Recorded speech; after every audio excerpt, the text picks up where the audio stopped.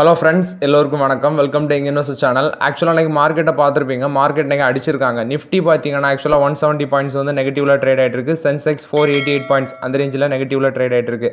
ஆக்சுவலாக மார்க்கெட்டில் இன்றைக்கி கவனிக்க வேண்டியது நிறையவே இருக்குது. நிறைய பேர் சில டவுட்ஸும் கேட்டிருந்தீங்க. அது மட்டும் இல்லாமல் இந்த டாடா இன்வெஸ்ட்மெண்ட் நெக்ஸ்ட்டு பார்த்தீங்கன்னா ஒருத்தர் சிஏட்டை பற்றி கேட்டிருந்தார். ஸோ அதுவும் டிஸ்கஸ் பண்ணலாம். நெக்ஸ்ட்டு பார்த்தீங்கன்னா நேற்று எஃப்ஐஎஸ் எவ்வளோ விற்றுருக்காங்கன்னா 2168 கோடிக்கு விற்றுருக்காங்க. டிஎஸ் வந்து 781 கோடிக்கு வாங்கியிருக்காங்க. எஃப்ஐஎஸ் விற்றுருக்காங்க, டிஎஸ் வாங்கியிருக்காங்க.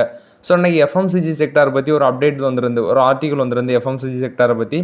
ஆக்சுவலாக எஃப்எம்சிஜி செக்டாரில் பார்த்தீங்கன்னா இந்த ரூரல் க்ரோத் வந்து நல்லாவே இருக்குது. பட் அர்பன் க்ரோத்தை கம்பேர் பண்ணும்போது ரூரல் க்ரோத் வந்து இந்த எஃப்எம்சிஜி செக்டாரில் நல்லாவே இருக்குது அப்படின்னு சொல்கிறாங்க. ஆக்சுவலாக 6.6% வேல்யூ க்ரோத் இருக்குது அப்படின்னு சொல்கிறாங்க.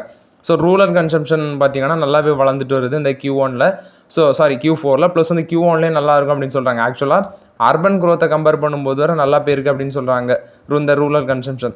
நம்ம பர்சன்டேஜ் வைஸ் பார்த்தோன்னா இப்போ ஃபுட் செக்டாரில் பார்த்தீங்கன்னா 4.8% இருக்குது. ஸோ 5.3% வந்து Q4ல் 2023 இருந்துச்சு. இப்போ 4.8% இருக்குது. 5.3% முந்தின சேம் குவார்ட்டர் லாஸ்ட் இயர் இருந்துச்சு. நான் ஃபுட் கேட்டகரிஸில் பார்த்தீங்கன்னா 11.1% க்ரோத் இருக்குது இந்த Q1ல். அதே இது சேம் குவார்ட்டர் லாஸ்ட் இயரில் பார்த்தீங்கன்னா 9.6% தான் இருந்துச்சு. ரூரல் ஏரியாஸில் பார்த்தீங்கன்னா இந்த பர்சனல் கேர், ஹோம் கேர் அந்த செக்மெண்ட்டில் வந்து பார்த்தீங்கன்னா 12.8% க்ரோத் இருக்குது. சேம் குவார்ட்டர் லாஸ்ட் இயரில் 9.8% தான் இருந்துச்சு. நெக்ஸ்ட் அர்பன் ஏரியாஸில் அந்த நான் ஃபுட் கன்சம்ஷன் பார்த்தீங்கன்னா பர்சனல் கேர் செக்மெண்ட்ஸ் அதில் பார்த்தீங்கன்னா 8.4% க்ரோத் இந்த Q1ல் இருக்குது. சேம் குவார்ட்டர் லாஸ்ட் இயரில் 5.8% தான் இருந்துச்சு. ஸோ ஆக்சுவலாக நான் சொன்ன மாதிரி ரூரல் கன்சம்ஷன் வந்து நல்லாவே க்ரோத் இருக்குது இந்த எஃப்எம்சிஜி செக்டாரில். ஸோ அதனால அன்றைக்கி இந்த ஆர்டிகல் வந்ததுலேருந்து இன்றைக்கி எல்லா எஃப்எம்சிஜி செக்டார் ஸ்டாக்கும் நல்லாவே பாசிட்டிவாக ட்ரேட் ஆகிட்டு இருந்தது. அது மட்டும் இல்லாமல் பார்த்தீங்கன்னா இன்னைக்கு வந்து ஐடிசியில் ஒரு முக்கியமான அப்டேட் வந்துருந்து. ஆக்சுவலாக ஐடிசி வந்து இன்னும் 4 to 6 மாதத்தில் அவங்கள்ட்ட ஹோட்டல் பிஸ்னஸை தனியாக ஸ்ப்ளிட் பண்ணி டிமர்ஜ் பண்ண போகிறாங்க அப்படிங்கிற அப்டேட் கொடுத்துருந்தாங்க. ஸோ அது கூடிய சீக்கிரம் நடக்க போகுது.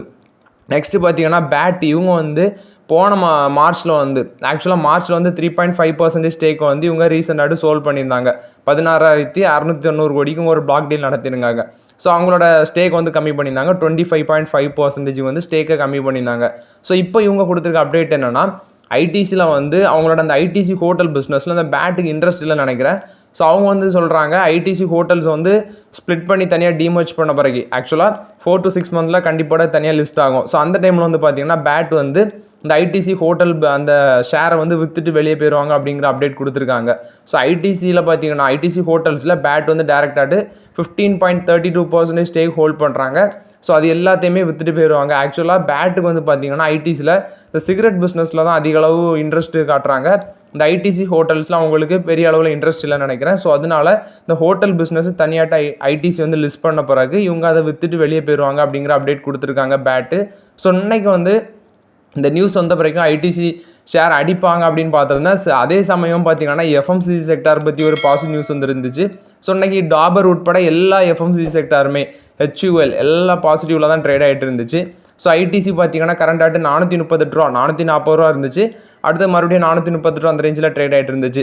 ஸோ பேட் வந்து இதை பண்ணாங்கன்னா ஆக்சுவலாக பேட்டுக்கு வந்து ஐடிசி ஹோட்டல்ஸில் 15.32% வந்து டேரெக்டாக ஹோல்ட் பண்ணுவாங்க அந்த ஐடிசி ஹோட்டல்ஸில்.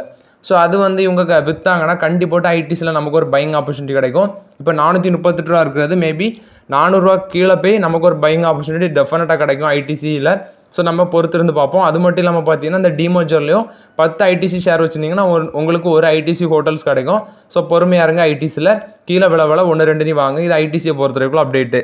நெக்ஸ்ட் பார்த்தீங்கன்னா Bharat Petroleum Corporation May 9 results announce பண்ணுறாங்க. டிவிடெண்டும் அனௌன்ஸ் பண்ணுவாங்க. நெக்ஸ்ட் வந்து போனஸ் ஷேர் குறித்தான டிசிஷனும் அன்றைக்கி அனௌன்ஸ் பண்ணுவாங்க. அதே மாதிரி தான் ஹிந்துஸ்தான் பெட்ரோலியம் கார்பரேஷனும் டிவிடெண்ட் ரிசல்ட்ஸ் ப்ளஸ் வந்து போனஸ் டிசிஷன் அன்றைக்கி எடுக்கிறாங்க. நெக்ஸ்ட்டு பார்த்தீங்கன்னா அந்த டிசிஎஸோட ரிசல்ட் சொல்லியிருந்தாங்க. ஸோ அவங்க வந்து டிவிடெண்டுக்கு வந்து ஃபைனல் டிவிடெண்டு 28 ரூபா அனௌன்ஸ் பண்ணியிருந்தாங்க. ஸோ அதுக்கு ரெக்கார்ட் டேட் பார்த்தீங்கன்னா May 16 அப்படின்னு சொல்லியிருக்காங்க. ரெக்கார்ட் டேட் வந்து May 16 அப்படின்னு சொல்லியிருக்காங்க. இது வந்து டிசிஎஸ்லேருந்து வந்து அப்டேட்டு. ஸோ அவங்க ரெக்கார்ட் டேட் அனௌன்ஸ் பண்ணியிருக்காங்க. நெக்ஸ்ட்டு பார்த்தீங்கன்னா CDSL அவங்க வந்து இது ரிசல்ட்ஸ் அனௌன்ஸ் பண்ணியிருக்காங்க. கன்சாலிடேட்டட் நெட் ப்ராஃபிட் வந்து 129 கோடி ஆக்சுவலாக டபுள் ஆயிருக்குன்னே சொல்லலாம். டிவிடெண்ட் பார்த்தீங்கன்னா 19 ரூபா அனௌன்ஸ் பண்ணியிருக்காங்க. ஸ்பெஷல் டிவிடெண்ட் 3 ரூபா அனௌன்ஸ் பண்ணியிருக்காங்க. டோட்டலாட்டு இந்த கம்பெனி வந்து 25 இயர்ஸை கம்ப்ளீட் பண்ணியிருக்காங்க. மார்க்கெட் கேபிடலைசேஷனும் 22,000 கோடியை தாண்டி இருக்குது. ஆக்சுவலாக டோட்டல் இன்கம் பார்த்தீங்கன்னா 267 கோடி பண்ணியிருக்காங்க.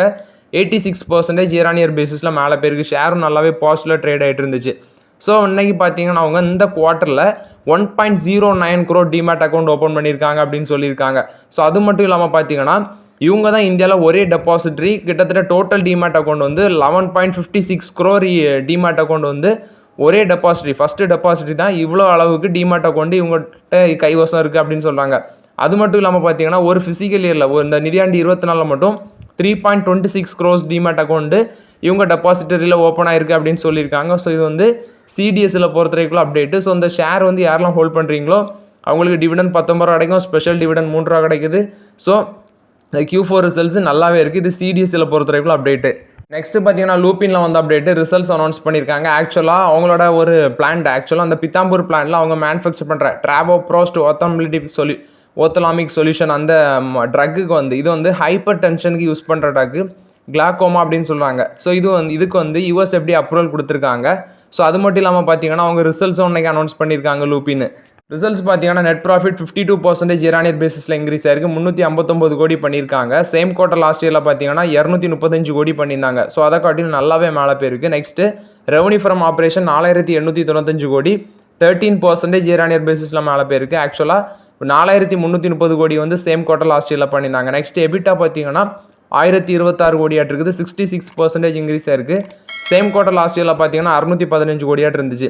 EBITDA margin 14.2%, same quarter last இயரில் 11.5% ஆட்டு இருந்துச்சு. அது மட்டும் இல்லாமல் அவங்க கொடுத்துருக்க அப்டேட் என்னன்னா அவங்களோட யூஎஸ் சேல்ஸ் வந்து நல்லாவே ஸ்ட்ராங்காக இருக்குது. அது மட்டும் இல்லாமல் ப்ராஃபிட்டபிள் க்ரோத் வந்து சஸ்டைனபிளாக இருக்குது அப்படின்னு சொல்கிறாங்க. நெக்ஸ்ட்டு இந்த நிதியாண்டு 25லேயும் அவங்களோட க்ரோத் வந்து நல்லாவே இருக்கும் அப்படின்னு சொல்கிறாங்க. அது மட்டும் இல்லாமல் பார்த்தீங்கன்னா குளோபல் லெவலில் ஆக்சுவலாக குளோபல் மார்ஜின் வந்து அவங்களுக்கு நல்லா இருக்குது. ஸோ குளோபல் லெவலில் இந்த யூஎஸ் சேல்ஸ் அது எல்லாமே பக்கவாக இருக்குதுனால கண்டிப்பாக அவங்களுக்கு மேலே தான் போகும் அப்படின்னு சொல்கிறாங்க.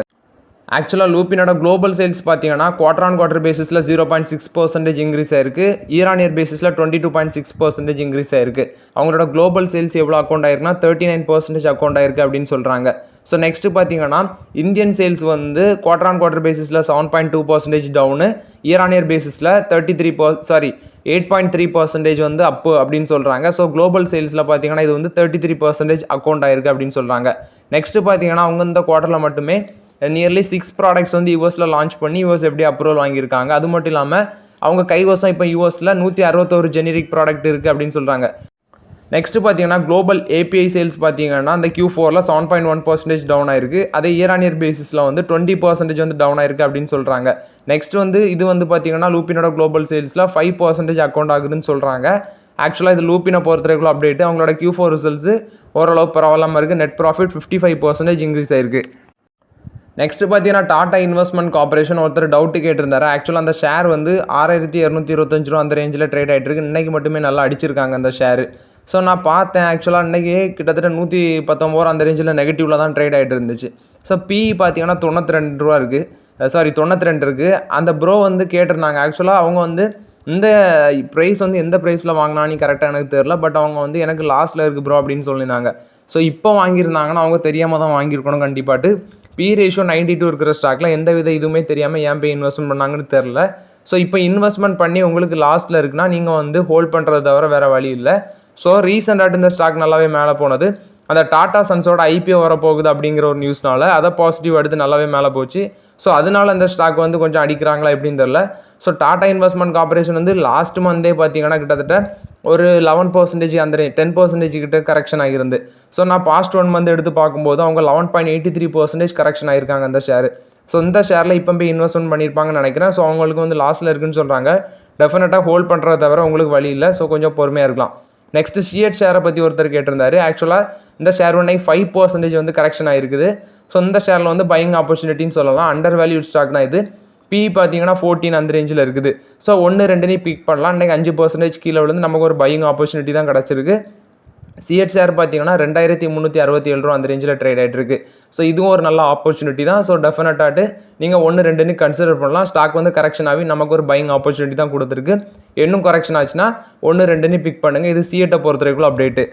நெக்ஸ்ட்டு பார்த்தீங்கன்னா ரிலையன்ஸ் இண்டஸ்ட்ரீஸ் அவங்க பார்த்தீங்கன்னா யூஎஸ்கிட்ட வந்து இந்த க்ரூட் ஆயிலை வந்து இம்போர்ட் பண்ணுறது. ஆக்சுவலாக வெனிசுலாவிலேருந்து க்ரூட் ஆயிலை இம்போர்ட் பண்ணுறது யூஎஸ்கிட்ட வந்து அதை சப்மிட் பண்ணியிருந்தாங்க ரிக்வஸ்ட்டை. இப்போ அது வந்து கேன்சல் ஆச்சுன்னு நினைக்கிறேன். இப்போ மறுபடியும் வந்து ரிலையன்ஸ் இண்டஸ்ட்ரீஸ் வந்து யூஎஸ்கிட்ட அதை ரீசப்மிட் பண்ணியிருக்காங்க அவங்களோட ரிக்வஸ்ட்டை. இந்த யூஎஸ்ஏலேருந்து வெனிசுலாலேருந்து க்ரூட் ஆயிலை இம்போர்ட் பண்ணதுக்கு. ஸோ அதுக்கு வந்து அவங்க அப்ரூவல் கொடுப்பாங்களா அப்படின்ட்டு நம்ம பொறுத்து தான் பார்க்கணும். இது ரிலையன்ஸ் இண்டஸ்ட்ரீஸை பொறுத்த வரைக்கும் அப்டேட்டு.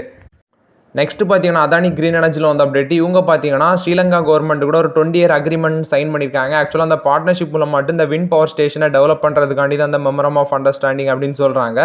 ஸோ இந்த விண்ட் பவர் ஸ்டேஷன் பார்த்தீங்கன்னா மன்னார் ப்ளஸ் வந்து பூனரின் அப்படிங்கிற ஸ்ரீலங்காவில் இருக்கிற அப்படிங்கிற பிளேஸில் விண்ட் பவர் ஸ்டேஷன் டெவலப் பண்ணுறதுக்காண்டி அப்படின்னு சொல்லியிருக்காங்க. ஸோ ஆல்ரெடி பார்த்தீங்கன்னா February 2023 இந்த $442 மில்லியன் இன்வெஸ்ட்மெண்ட்டுக்கு வந்து அப்ரூவல் கிடச்சிச்சு.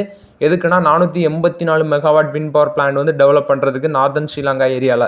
ஸோ இந்த பவர் பர்ச்சேஸ் அக்ரிமெண்ட் மூலமாட்டு பார்த்தீங்கன்னா இந்த 2 parties இடையில சைன் ஆயிருக்கு. ஸோ இதில் அதானி வந்து 8.26 cents per kWh வந்து பே பண்ணுவார் அப்படின்னு சொல்கிறாரு. ஆக்சுவலாக மிச்சத்தை வந்து ஸ்ரீலங்கன் கவர்மெண்ட் வந்து பே பண்ணுவாங்கன்னு நினைக்கிறேன்.